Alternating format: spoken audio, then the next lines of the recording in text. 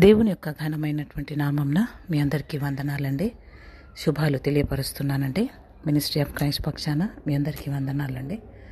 ప్రార్థన చేసుకుందాం. జీవం గల దేవ, ఘనమైన తండ్రి, నీకు స్తోత్రాలు. మాతో మీరు మాట్లాడండి. మాకందరికీ వినగల చెవులు ఇవ్వండి. క్రైంచకుల హృదయాన్ని ఇచ్చి నడిపించమని యేసునామంననే అడిగి వేడుకొంచున్నాను తండ్రి. ఆమేన్, ఆమేన్, ఆమేన్. ప్రియాతి ప్రియమైనటువంటి నా సహోదరి సహోదరులారా, ప్రభు అయిన క్రీస్తునామంన మీ అందరికీ వందనాలు చెల్లిస్తున్నానండి. మరి దేవుడు నాకు ఒక విషయాన్ని జ్ఞాపకం చేశారు. కీర్తనల గ్రంథము 89వ కీర్తన 50వ వచనాన్ని చూద్దాం. ప్రభువా, నీ సేవకులకు వచ్చిన నిందను జ్ఞాపకం చేసుకునము. బలవంతులైన జనులందరి చేతను నా ఎదలో నేను భరించుచున్న నిందను జ్ఞాపకం చేసుకునము. చూడండి, ఇక్కడ కీర్తనకారునికి ఒక నింద వచ్చిందంటండి.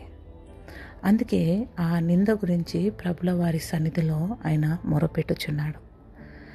మనకు ఈ లోకంలో మనం జీవిస్తున్న మనకు కూడా చాలా నిందలు వస్తుంటాయండి. ఆ నిందల్లో కూడా మనం ఎలా జీవించాలి అన్నటువంటి విషయాన్ని దేవుడు ఈరోజు మనతో మాట్లాడుతూ ఉన్నారండి. మనుషులు ఎలా ఉన్నారంటే, లేనిపోని అన్ని నిందలు మోపేటటువంటి మనుషులు మన మధ్యలో ఉండి ఉండొచ్చు. వింటున్న ప్రియమైన సహోదరి సహోదరులారా, మీరు కూడా చాలా నిందలు అనుభవించి ఉంటారు. చాలా నిందలు మీ పైన పడి ఉండొచ్చు. అయితే ఇక్కడ కూడా కీర్తనకారుడి కూడా ఆయన పైననంట నింద పడిందంట. దానిని జ్ఞాపకం చేసుకో.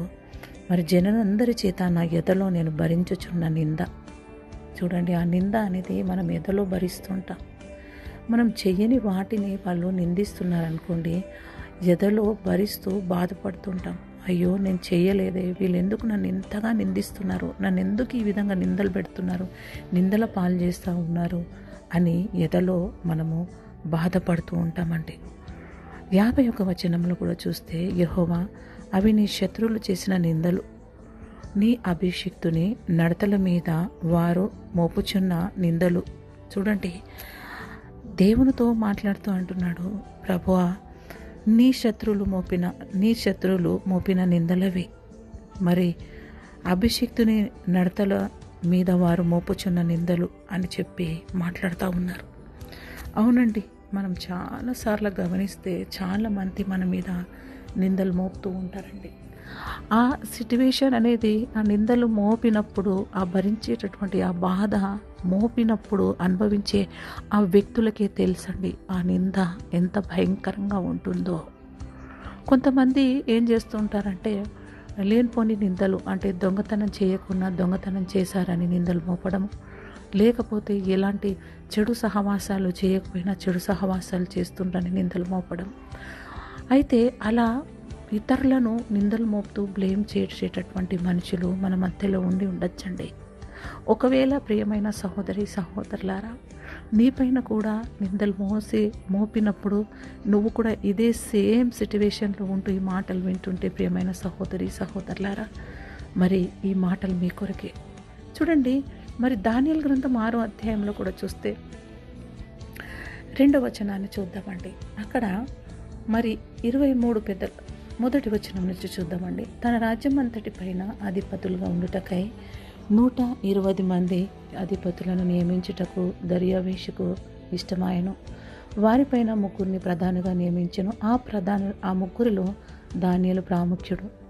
రాజులకు నష్టము కలగకుండానట్లు ఆ అధిపతులు తప్పకుండా వీరికి లెక్కలు ఒప్పచెప్పవలెనని ఆజ్ఞయించెను. ఈ దానియేలు అతి శ్రేష్టమైన బుద్ధి కలవాడై, ప్రధానులు అధిపతులను ప్రఖ్యాతి నొందినవాడై కనుక రాజ్యమంతటి మీద అతనిని నియమింపవలెనని రాజు ఉద్దేశించెను. చూడండి, రాజు యొక్క ఆజ్ఞ. మరి దానియేలు గురించి ఆలోచన చేస్తే, చెరపట్టబడ్డటువంటి యూదుడు, మరి ఆ చెరపట్టబడ్డటువంటి వ్యక్తిని తీసుకొచ్చి మరి ఇక్కడ ప్రధానులలో ప్రాముఖ్యులుగా మరి దేవుని యొక్క కృప ద్వారా ఆయన నిలిచి ఉన్నాడంటే, ఆ నిలిచి ఉన్నప్పుడంట అక్కడ ప్రధానులు, ఈయన దానియేలు గురించి చూస్తే అతి శ్రేష్టమైన బుద్ధి గలవాడై ప్రధానులలో అధిపతులలో ప్రఖ్యాతి నొందినవాడంట. చూడండి, ఎన్ని గొప్ప ఉద్దేశాలు ఈయనలో ఉన్నాయి, ఎన్ని గొప్ప ఆలోచనలు ఈయన జీవితంలో ఉన్నాయి. చూడండి, ఆయన ఎవరంట? అతి శ్రేష్టమైన బుద్ధి కలవాడు, మరి ప్రధానులలో అధిపతులలో ప్రఖ్యాతి నొందిన వ్యక్తిగా ఇక్కడ కనబడుతున్నారండి. 4వ వచనానికి వస్తే, అందుకు ప్రధానులు అధిపతులు రాజపరిపాలనల విషయంలో దానియేలు మీద ఏదైనా ఒక నింద మోపవలనే ఉండి. చూడండి, మనం అనుకుంటాము ఈ లోకంలో జీవిస్తున్న మనపైన ఇన్ని నిందలు మోపుతున్నారే, అయ్యో నేను భరించలేకపోతున్నా, నేను చెయ్యకుండా వీళ్ళని ఈ విధంగా మాట్లాడుతున్నారే, నేను భరించలేకపోతున్నా ఈ బాధ ఈ నింద అనుకుంటాం. చూడండి, దానియేలు కూడా అతి శ్రేష్టమైన బుద్ధి గలవాడుగా ఉన్నాడు. దానియేలు మరి ఇక్కడ చూస్తే రాజపరిపాలన విషయంలోనంట ఆయన ఎంత మంచి వ్యక్తిగా ప్రఖ్యాతి నొందినటువంటి వ్యక్తిగా ఉన్నటువంటి ఈ వ్యక్తి పైన ఒక నింద మోపవలనని ఉన్నారంటండి. హల్లెలూయా. తగిన హేతు కనిపెట్టుచుండిరి, కానీ దానియేలు నమ్మకస్తుడై ఉండి నేరమైనను ఏ తప్పిదమైనను చేయవాడు కాదు కనుక దానియేలులో తప్పైనను లోపమైనను కనుగొనలేకపోయినారంట.